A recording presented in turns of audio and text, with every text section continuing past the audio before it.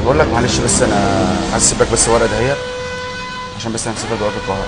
ورقة ايه؟ ورقه بس رساله بس بعتها لاختي، بس مفيش فيها اي حاجه، ورقه عاديه. مالها بقى؟ مفيش فيها حاجه، فيها رساله بس هتديها لها. اه وانا بس ايه عشان نستعجل بس. ماشي يا باشا. اي عمر. ماشي. السلام عليكم. ازيك يا عم؟ ازيك يا حسن؟ هو اخويا احمد كان هنا ساب لك ورقه؟ اه كان في واحد من شويه انا سايب له ورقه. اتفضلي. طب ممكن تقراها لي يا عم؟ بس مش بعرف اقرا. هي رسالة لأحمد أخوكي. معلش أنا مسافر القاهرة وما كنتش أعرف هاجي، روحي عند خالتك في طنطا. طب انا خالتي في طنطا، انا هروح لها ازاي دلوقتي؟